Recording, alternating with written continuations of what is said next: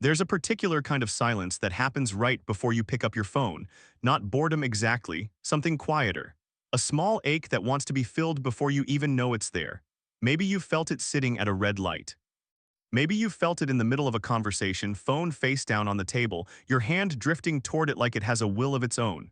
You tell yourself it's nothing, just a habit. But underneath that habit is a story your mind has been writing for years, one you've never quite read in full. This isn't really about phones, it never was.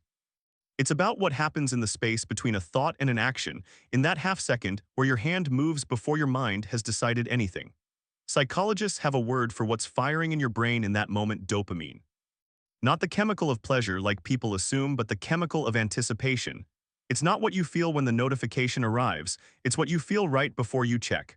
The wanting, not the having, that's the part that keeps you reaching. And here's the strange, almost tender truth buried inside all of this. You're not checking your phone because you're empty. You're checking it because some part of you is trying to fill a particular kind of quiet, the kind that used to exist before every silence had an exit. Not emptiness, it's vigilance. Not boredom, it's the nervous system asking gently and constantly, is everything okay out there? Think about how often you check not because something happened, but because something might have. That distinction matters more than it seems. You're not responding to evidence, you're responding to possibility. Psychologists call this intermittent reinforcement, when a reward doesn't come every time, but sometimes unpredictably, and that unpredictability is exactly what makes you come back again and again. It's the same mechanism behind slot machines, not because you're broken. Because your brain is doing exactly what brains have always done, chasing the maybe. You check, and most of the time there's nothing. An empty lock screen, a blank little mirror reflecting your own face back at you. But every once in a while, there's something, a message, a like, a name you didn't expect to see, and that occasional spark is enough to keep the whole machinery running. Not weakness, just wiring. Old wiring built for a world where finding food or danger unpredictably meant survival, now pointed at a glass rectangle that hums in your pocket. There's a particular kind of person who checks their phone the moment a conversation goes quiet. Maybe that's you. And if it is, ask yourself gently, without judgment, what does silence usually mean to you? For some people, silence has always meant safety, a pause to breathe in. But for others, silence has meant absence, being forgotten, not being chosen. If that's familiar, then the phone isn't really a distraction. It's a small, glowing promise that you still matter to someone somewhere right now. This is where attachment theory enters the picture, quietly, the way most important truths do. Attachment theory describes the patterns we learn early in life about whether closeness is safe, whether people stay, whether love and presence can be trusted to remain steady. If you grew up in a home where attention came and went unpredictably, your nervous system may have learned to scan constantly for signs of connection, and to feel unsettled the moment that connection isn't visible. Your phone in this light becomes less of a device and more of a relationship, a standing by, a way of making sure no one has quietly drifted away while you weren't looking. Not loneliness, it's vigilance. Not addiction, it's an old language your body never unlearned. And maybe this is the part that needs to be said softly. There is nothing pathetic about needing reassurance. Every human carries some thread of that need. The difference is only in where we go looking for it. Some people learn to find it in eye contact, in long conversations, in the steady presence of one or two people they trust completely. Others learn to find it in volume, in many small touches instead of a few deep ones. A notification here, a like there. None of them filling the space alone, but together somehow becoming enough for a moment, until the moment passes, and you check again. There's also something quieter happening underneath all this, something psychologists call locus of control, your sense of whether your life is shaped mostly by your own choices or mostly by outside forces beyond you. People who feel like life is unpredictable, like control keeps slipping out of their hands, often find something soothing in checking their phone. It's small, it's immediate, it's something you can do right now when so much else feels like it's happening to you instead of through you. Not control exactly, the performance of control. A tiny ritual that says, at least I can know what's happening here even if I can't know what's happening anywhere else. You open the phone. The world updates itself in front of you in seconds. A headline, a message, a photo of someone's dinner, someone's grief, someone's joy, all stacked on top of each other without warning. And somehow your nervous system is expected to process all of that the way it might process a single conversation in a quiet room. It can't, not really, but it tries, every time. And that trying leaves a residue you don't always notice until you put the phone down and feel, for half a second, strangely heavier than before you picked it up. Have you ever noticed that? The way checking your phone rarely makes you feel lighter, even when nothing bad happened. You scroll, you close the app, and there's this faint, unnameable weight settling somewhere behind your ribs. That's not your imagination. It's something closer to emotional residue, the nervous system trying to digest dozens of unrelated emotional inputs in the span of 90 seconds, with no real time to process any of them. Not nourishment, it's noise. Even when the noise is pleasant, even when nothing was wrong. There's a kind of person who checks their phone first thing in the morning, before their eyes have even adjusted to the light. And there's a kind of person who checks it last thing at night, scrolling long after they meant to put it down, the blue light outlining their face in the dark like a small, lonely moon. Maybe you recognize yourself in one of those or both. If you do, here's something gentle to sit with. What are you hoping to find in that very first or very last moment of your day? Is it information, or is it reassurance that the world and your place in it is still intact? This is where cognitive dissonance quietly slips in, almost without you noticing. Cognitive dissonance is what happens when your beliefs and your actions don't match, and your mind scrambles to close the gap between them so it doesn't have to sit in discomfort. You believe somewhere in you that this constant checking isn't good for you, and yet you keep doing it. So your mind builds little bridges to make the contradiction bearable. I'm just staying informed. I'm just being responsive. I'm just being a good friend, a good employee, a good partner. Sometimes those bridges are true, often they're partly true. But underneath even the true ones, there's usually a quieter reason that has nothing to do with information at all. Not deception, it's self-protection. Your mind isn't lying to you. It's just trying to make peace with a habit it doesn't fully understand either. There's something almost moving about how much trust we place in these small devices, the way we used to place trust in people. You wake up and reach for it the way you might once have reached for a person beside you. You check it during anxious moments the way you might once have called someone just to hear their voice. It's not that the phone replaced people entirely. It's that it became a stand-in for presence, available at any hour in any mood without needing anything in return. Not intimacy, it's the echo of intimacy, familiar enough to feel like comfort, hollow enough to never quite satisfy. And maybe that's the quiet sadness hidden inside all this checking. Not that you're addicted to a screen, but that some part of you is still looking for a particular feeling, and the screen is simply the easiest place to look. The feeling of being thought of. The feeling of mattering to someone in your absence. The feeling that somewhere out there your name crossed someone's mind today. That's not a shallow need. That's one of the oldest needs humans carry, the need to know we exist in someone else's inner world, not just our own. There's a name for part of what happens when you scroll through other people's lives, comparing your unfinished morning to their curated afternoon social comparison. It's not vanity, it's evolutionary. For most of human history, comparing yourself to the people around you was how you understood your place in the group, your safety, your status, your worth as a contributing member of a small tribe that needed every person to pull their weight. Your brain hasn't caught up to the fact that the tribe you're comparing yourself to now is curated, filtered, and infinite. It still treats every comparison like survival information. Not insecurity, it's outdated instinct, doing its best in a world it was never built for. So when you put the phone down after scrolling and feel strangely smaller than before, that's not weakness. That's an ancient measuring system trying to calculate your standing among thousands of strangers it was never designed to measure against. No wonder it leaves you tired. No wonder it sometimes leaves you sad in a way you can't quite explain to anyone, including yourself. But here's something worth sitting with, something tender rather than critical. The same impulse that makes you check your phone too often is the same impulse that makes you care about connection at all. It's the same nervous system that worries when a friend goes quiet, that lights up when someone you love walks through the door, that remembers birthdays and notices when someone seems off before they've said a word. The checking isn't separate from your capacity to love deeply. It's a misfiring of the very same wiring, not a flaw to be ashamed of. A signal that you're someone who feels things, who notices absence, who carries other people inside you even when they're not in the room. Maybe you've noticed how different it feels to check your phone when you're happy versus when you're anxious. When you're happy, it's almost playful, quick, light, easily put down. When you're anxious, it becomes something closer to searching. Faster, repetitive.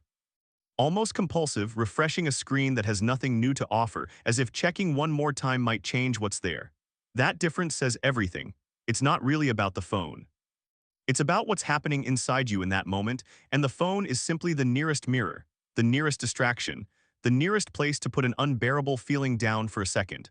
There's a particular ache in checking your phone hoping for a reply that hasn't come. You know the one, you open the chat, nothing new, you close it. 2 minutes later, you open it again as if time might have folded differently than you expected, as if maybe you missed something the first time. This isn't logic. This is longing wearing the costume of habit. Not impatience, it's hope refusing to fully let go. And maybe this is where it gets quietly profound. The more uncertain a relationship feels, the more often people check for signs of it. Not because the relationship matters less. Because it matters enormously, and uncertainty makes love feel like it needs constant maintenance to stay real. Psychologists sometimes describe this as protest behavior. When connection feels uncertain, we instinctively reach for proof that we're still wanted, still safe, still chosen. Checking a phone repeatedly during a shaky relationship isn't so different from a child glancing back again and again to make sure a parent is still there. Not clinginess. An old, deeply human reflex asking the same question it has always asked, am I still safe with you? There's also a version of phone checking that has nothing to do with people at all and everything to do with avoiding a feeling you don't want to sit with. Grief disguised as scrolling, anxiety disguised as just checking the news, loneliness disguised as needing to see what's going on. Maybe you've used your phone this way without naming it. Most people have. It's not deceitful. It's just easier to reach for noise than to sit with the specific shape of whatever feeling is rising in your chest, not distraction for its own sake. Distraction as anesthesia, soft and immediate and within arm's reach. Here's a question worth pausing on, not to judge yourself, just to notice. When was the last time you sat in silence for more than 2 minutes without reaching for your phone? Not because silence is some grand spiritual achievement you're failing to reach. Just because it's worth knowing what that silence actually feels like in your body before you fill it. Sometimes it's peaceful. Sometimes it's almost unbearable. Both answers tell you something true about where you are right now. There's a strange kind of intimacy that exists now between people and their devices, something earlier generations never had to navigate. You probably know your phone's weight in your hand the way you know a loved one's voice. You know the exact vibration pattern that means someone specific is texting you before you even look. There's tenderness in that, oddly enough, proof that you're someone capable of deep familiarity, of noticing small details, of forming attachment even to inanimate things. Because attachment, at its core, is simply your mind's way of saying this matters to me, I will keep tracking it. But maybe the deeper question isn't why you check your phone so often. Maybe it's what you're hoping checking it will finally settle. Because here's something quietly important. No amount of checking ever fully settles an anxious mind, the same way no amount of reassurance ever fully settles an anxious heart. The relief is always temporary. A few seconds of calm and then the itch returns, slightly fainter, slightly different but still there. Not because you're doing something wrong, because the real need underneath the checking was never about information. It was about safety, and safety isn't something a screen can give you permanently. Only a feeling inside you can do that. There's a particular kind of peace that some people describe after finally putting their phone away for a few hours, not relief from information overload exactly, but something closer to returning to themselves. As if their attention had been scattered across dozens of tiny rooms, and suddenly it gathered back into one room, quiet, familiar, theirs again. Not absence, it's a homecoming. Coming back to a version of yourself that exists without needing to check anything at all to know that you're okay. Maybe you felt this on a walk where you forgot your phone at home, and after the initial unease wore off, something in you softened. The world got slower. Sounds got louder, actual sounds, birds, footsteps, wind moving through leaves you usually don't notice. Not because the world changed. Because your attention, finally unclaimed by anything else, came home to where you were standing. That's not nothing. That's actually one of the rarest experiences available to a modern mind, full, undivided presence in a single moment, without a second screen quietly asking for a piece of you. It's worth noticing, too, how your relationship with checking your phone shifts depending on how connected you feel to your own life in that moment. When you're deeply engaged in something, a conversation that matters, work you love, a meal with someone whose presence fills the room, the phone disappears from your awareness almost entirely. Not because you're disciplined, because there's no unmet need pulling at you in that moment. The checking isn't really about the phone. It's about what's missing and how loudly that missing thing is asking to be noticed. So maybe, instead of asking why do I check my phone so much, the gentler question is what am I not quite letting myself feel right now? Loneliness, boredom, uncertainty, grief. Joy with no one to share it with yet. Each of those has its own particular hunger, and each one sends you reaching toward the same glowing rectangle, hoping it can translate an unspoken feeling into something simple enough to hold. Sometimes it can for a second, often it can't, not really, but you keep trying. Because trying feels better than sitting still inside whatever it is you're avoiding. There's no need to feel ashamed of any of this. Shame rarely changes behavior, it only adds a second layer of pain on top of the first. What helps instead is understanding, gently, honestly, what your checking has been trying to tell you all along. Maybe it's been telling you that you crave more steady connection in your life, not more notifications. Maybe it's been telling you that uncertainty feels unbearable to you right now, and you've been looking for tiny doses of certainty wherever you could find them. Maybe it's simply been telling you that you're tired, and your mind needed somewhere easy to rest, even if that rest never quite delivers the relief it promises. Not failure, it's information. Every reach for your phone carries a small piece of truth about what you need, if you're willing to listen past the habit itself. There's something almost beautiful in realizing that this behavior, so often dismissed as mindless or shallow, actually carries entire emotional histories inside it. Attachment patterns from childhood, the texture of your relationship with uncertainty, your private definitions of safety and connection. Your nervous system's particular way of asking the world, "Are you still there?" None of that is trivial. None of that deserves to be reduced to a joke about screen time.